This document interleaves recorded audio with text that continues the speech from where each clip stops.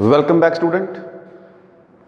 Today we will discuss some other adjustments, right?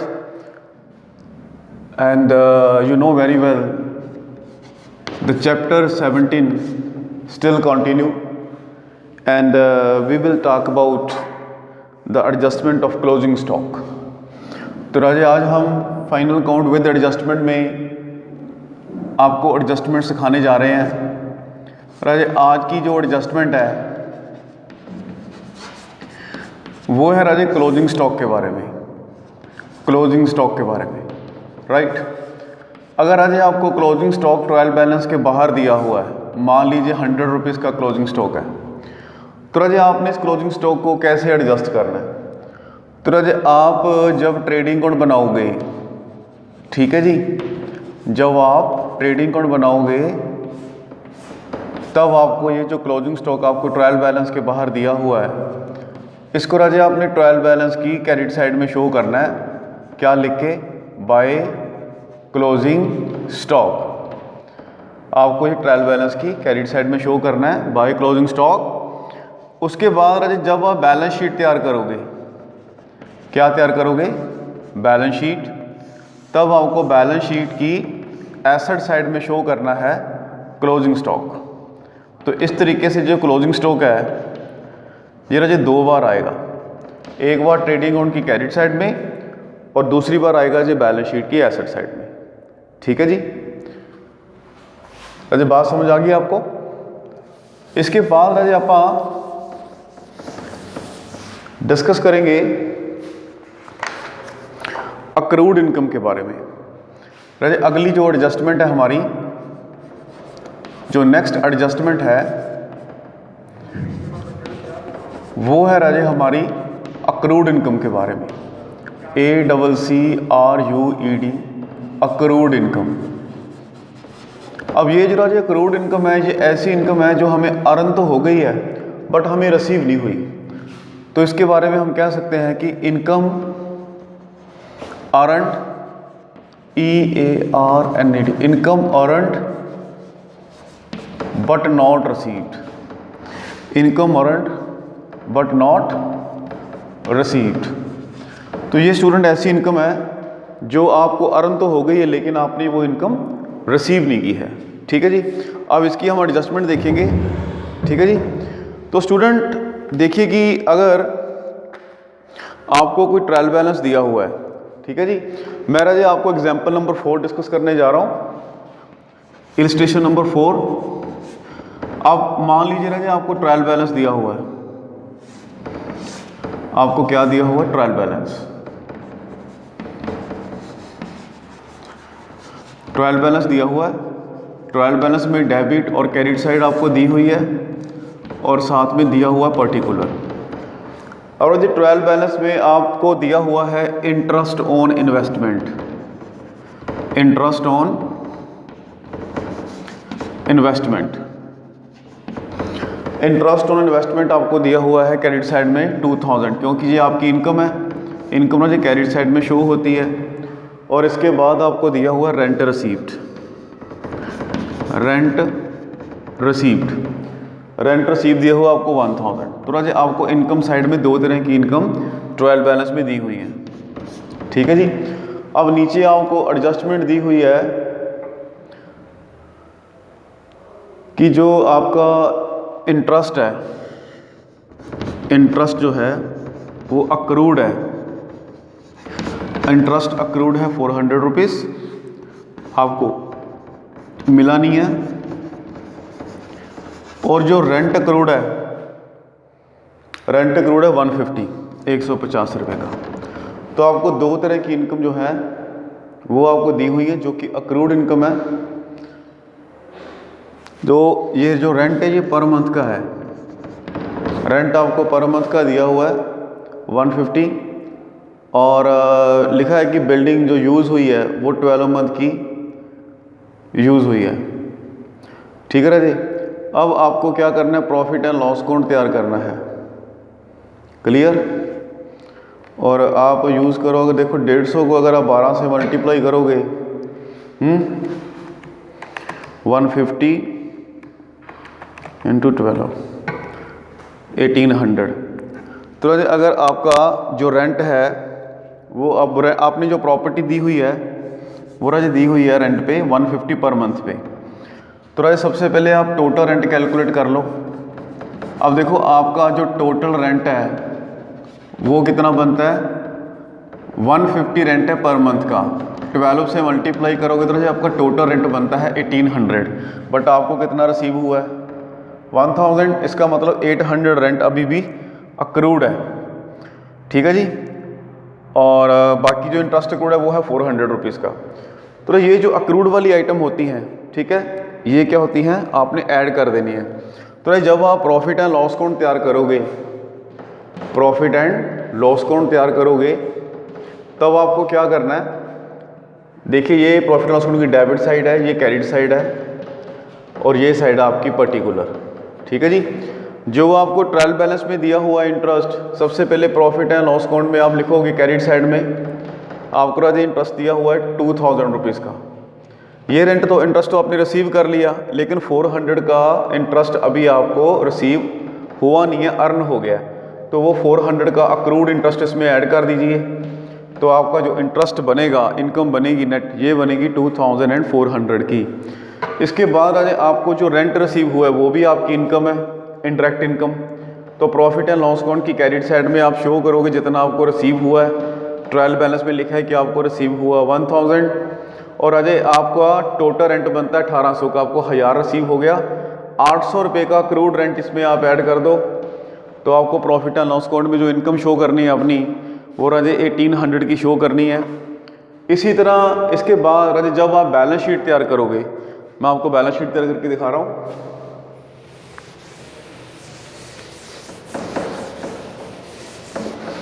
जब राजी आप बैलेंस शीट तैयार करोगे, आपको बैलेंस शीट तैयार करनी है। जब आप बैलेंस शीट तैयार करोगे, ठीक है राजे, तो आपको एसेट साइड में, कौन सी साइड में, एसेट साइड में आपको अक्रूड रेंट शो करना है। तो आपकी बैलेंस शीट की साइडें कौन सी हैं, लायबिलिटी, क्रेडिट, एसेट और डेबिट। तो राजे आपका ये जो अक्रूड इंटरेस्ट है वो कितना है 400, ये भी आपने एसेट साइड में शो करना है। और आपका ये जो अक्रूड रेंट है राजे वो कितना बनता है 800 रुपीज़ का। सो इस तरीके से आपको ये चीज़ें शो करनी है। ठीक है जी।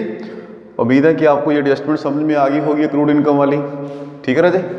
तो मैंने जो डिस्कस किया आपके साथ वो राजे मैंने डिस्कस की है इलस्ट्रेशन नंबर 4। ठीक है जी।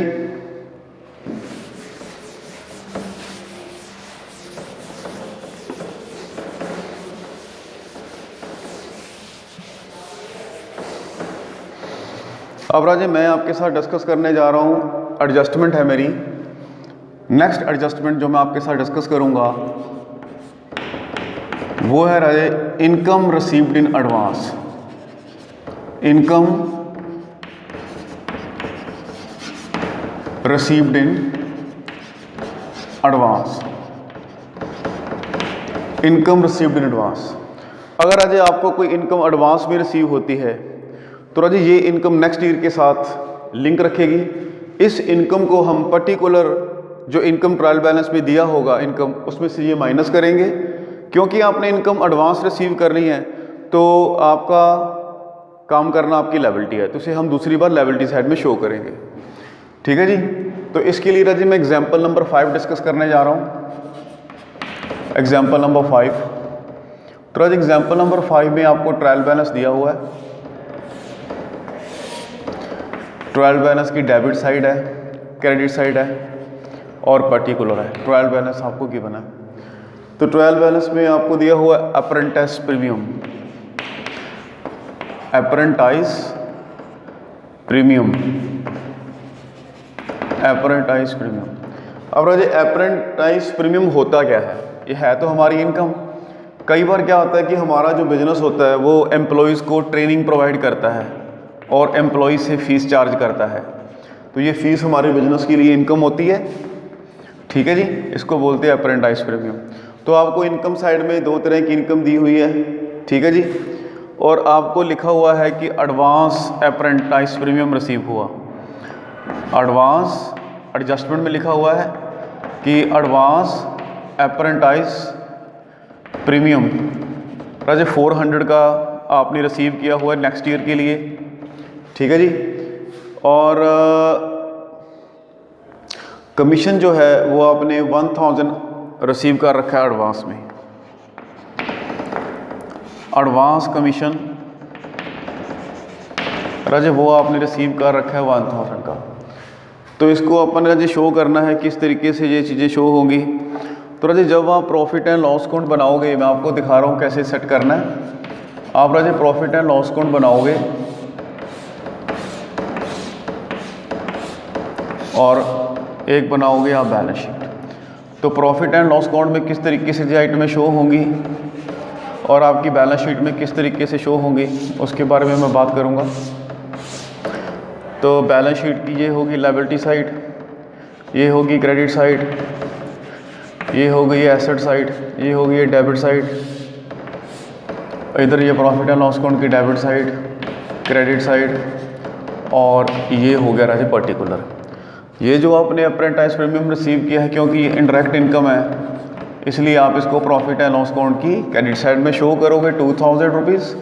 और ये जो आपको 400 रुपीज़ आपने एडवांस रिसीव किया है राजे, वो इसमें से लेस कर देना है। तो आपको 1600 की इनकम जो है वो शो करनी है प्रॉफिट एंड लॉस अकाउंट में।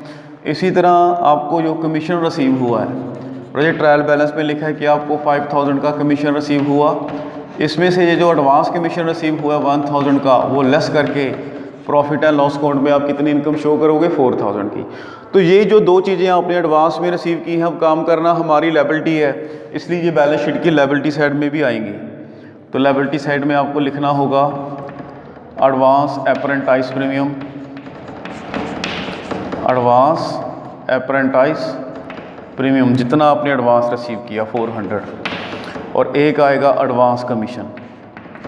तो एडवांस कमीशन रिसीव किया आपने 1000, ठीक है स्टूडेंट। तो ये दोनों चीज़ें बैलेंस शीट में आएंगी, ठीक है। और आप इसको अच्छे तरीके से समझें, और अगर कोई प्रॉब्लम हुई तो राजे आपने मेरे को बताना है, ठीक है जी। उम्मीद है कि आपको लेक्चर जो समझ में आ गया होगा, ठीक है जी। तो इसके बाद जो है हमारा राजे इलस्ट्रेशन जो 6 है वो राजे आपने खुद ट्राई करनी है, और इसके बाद राजे इलस्ट्रेशन 7 आपने खुद ट्राई करनी है। अब राजे मैं बात करूँगा, आपको मैं राजे होमवर्क भी बता रहा हूँ, आपने होमवर्क भी ध्यान रखना है।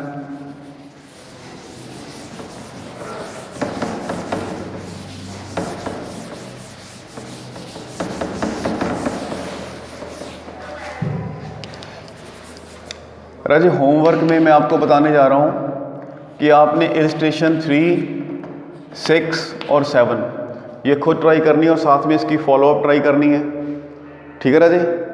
अब राजे मेरे पास एडजस्टमेंट आ रही है डेप्रिसिएशन की। अब राजे आप एडजस्टमेंट की बात करेंगे, डेप्रिसिएशन। अब राजे आपको भी पता है कि जैसे जैसे मशीनें यूज़ होती हैं रेगुलर तौर पे, तो उसकी वैल्यू में डाउनफॉल आता है, ठीक है जी। तो आपको करना क्या है कि जितना भी किसी मशीन में डाउनफॉल आएगा, उतना डाउनफॉल उसकी एसेट में से क्या कर देना, आपने माइनस कर देना है, ठीक है राजे। तो लेट इट सपोज अपन आज एग्जाम्पल नंबर 8 डिस्कस करने जा रहे हैं। एग्जाम्पल नंबर 8 में राजे आपको क्या है कि मान लीजिए कि आपको एक ट्रायल बैलेंस में दिया हुआ है बिल्डिंग और फर्नीचर, ठीक है जी। तो आपको ट्रायल बैलेंस दिया हुआ है, ट्रायल बैलेंस।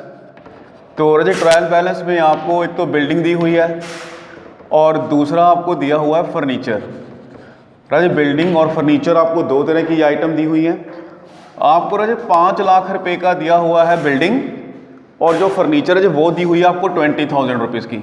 मेरी बात समझ रहे हो आप? 5 लाख रुपए का बिल्डिंग और फर्नीचर दिया हुआ है 20,000 का।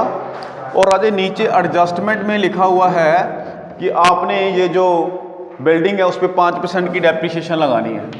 राजे बिल्डिंग के ऊपर आपने डेप्रिसिएशन लगानी है 5% की, और फर्नीचर के ऊपर आपने डेप्रिसिएशन लगानी है 10% की।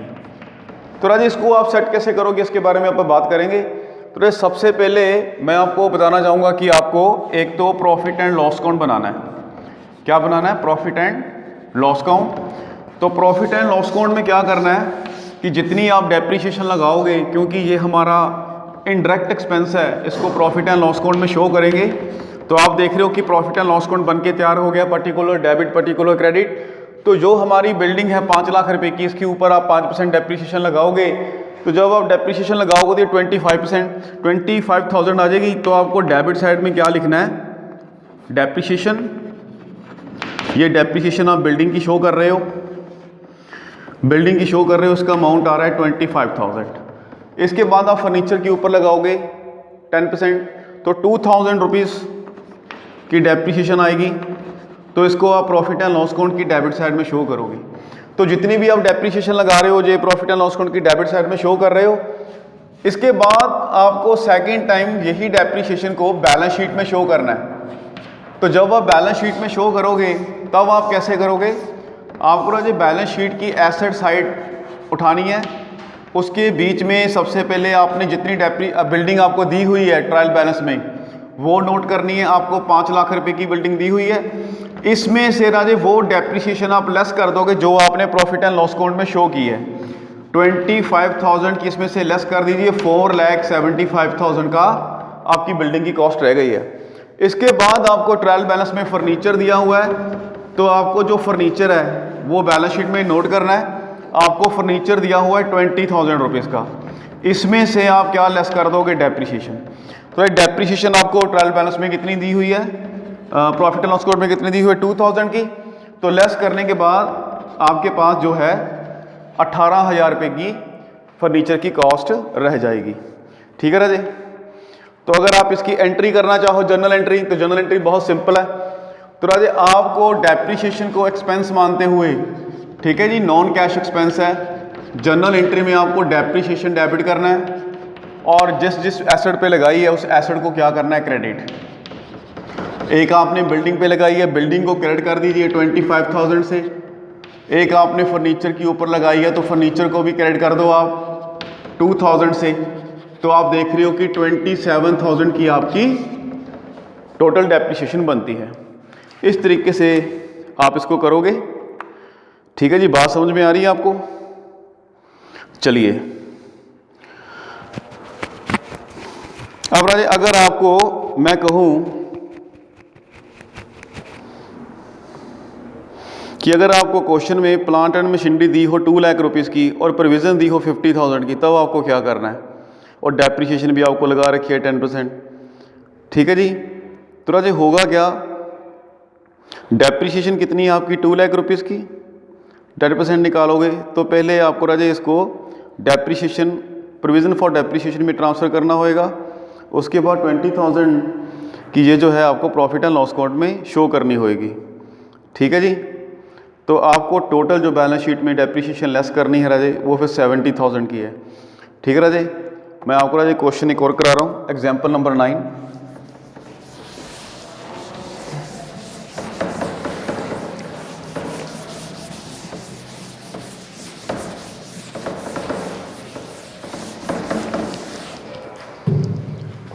आप राजा एग्जाम्पल नंबर 9 में देखिए। एग्जाम्पल नंबर 9 में एक राजा आपको ट्रायल बैलेंस दिया हुआ है। ट्रायल बैलेंस की डेबिट साइड है और क्रेडिट साइड है। ट्रायल बैलेंस, इसमें राजे आपको क्या है कि प्लांट एंड मशीनरी दी हुई है। प्लांट एंड मशीनरी, आपको प्लांट एंड मशीनरी दी हुई है 2 लाख रुपीज़ की। एक राजे आपने पहले से सेविंग कर रखी है, प्रोविज़न फॉर डेप्रीशिएशन, आपने पहले से सेविंग कर रखी है 50,000 की। ठीक है राजे, पहले से सेविंग कर रखी है 50,000 की, तो ये आपको दी हुई है। और एक क्वेश्चन में ये लिखा हुआ है कि आपने डेप्रीशिएशन लगानी है 10%। अगर आज इस तरह की सिचुएशन है कि आपको प्रोविज़न भी दे रखी है और आपने डेप्रीशिएशन भी लगाना है, ठीक है राजे, तो आप क्या करोगे? जब आप प्रॉफिट एंड लॉस अकाउंट राजे बना रहे होगे, प्रॉफिट एंड लॉस अकाउंट, ठीक है राजे, तब आपको देखना है कि इसका ट्रीटमेंट आपने कैसे करना है। तो देख रहे हो आप particular debit particular credit P&L बन के तैयार हो गया। तो अगर आप 2 लाख का 10% निकालोगे तो राजे वो आएगा आपका 20,000। तो आपको प्रॉफिट एंड लॉस अकाउंट की डेबिट साइड में शो करना है depreciation of plant and machinery कितनी 20,000 की, कितनी शो करनी है आपने P&L में 20,000 की आपने शो करनी है। लेकिन जब आप बैलेंस शीट बनाओगे राजे तो बैलेंस शीट में अपनी एसेट में से क्या करना है 70,000 की माइनस करनी है आपने, क्योंकि आपको बिल्डिंग दी हुई है, प्लांट एंड मशीनरी दिया हुआ है 2 लाख रुपीज़ का, प्लांट एंड मशीनरी कितने का दिया हुआ है 2 लाख रुपीज़ का। जब राजे इसमें से आप लेस करोगे डेप्रिसिएशन, ठीक है, तो डेप्रिसिएशन की जगह आपने कौन सा वर्ड यूज़ करना है प्रोविज़न फॉर डेप्रिसिएशन। राजे 50,000 का आपने पहले सेविंग कर रखा है, 20,000 की बाद में हो गई है, तो टोटल 70,000 आपने माइनस करना है और आपकी बिल्डिंग की कॉस्ट कितनी रह जाएगी 1,30,000। ठीक है राजे, तो ये है राजे आपका इलस्ट्रेशन नंबर 9। और अगर आप इसकी जनरल एंट्री की बात करो तो बहुत सिंपल है, तो आपने डेप्रिसिएशन को डेबिट करना है क्योंकि ये एक्सपेंस है, आप कितनी लगा रहे हो 20,000, और आप क्रेडिट किसको करोगे प्रोविज़न फॉर डेप्रिसिएशन को। आपने एसेट को क्रेडिट नहीं करना है, प्लांट एंड मशीनरी को क्रेडिट नहीं करना है, तो एंट्री होएगी डेप्रिसिएशन को debit to provision for depreciation account. इसके बाद आज आपने प्रॉफिट एंड लॉस अकाउंट में डेप्रिसिएशन को ट्रांसफ़र कर देना है, तो profit and loss account debit करोगे, जो डेप्रिसिएशन डेबिट है उसको क्या कर देना अपनी क्रेडिट कितने अमाउंट से 20,000 से। ठीक है स्टूडेंट, तो उम्मीद है कि राजे एग्जाम्पल नंबर 9 आपको क्लियर होगी। ठीक है जी, तो सभी स्टूडेंट ने एग्जाम्पल नंबर 9 तक इलस्ट्रेशन दोबारा से रिवाइज करनी है और साथ में इसकी क्या करनी है फॉलोअप। नेक्स्ट वीडियो में हम ओपनिंग स्टॉक और क्लोजिंग स्टॉक की बात करेंगे। ठीक है राजे, थैंक यू।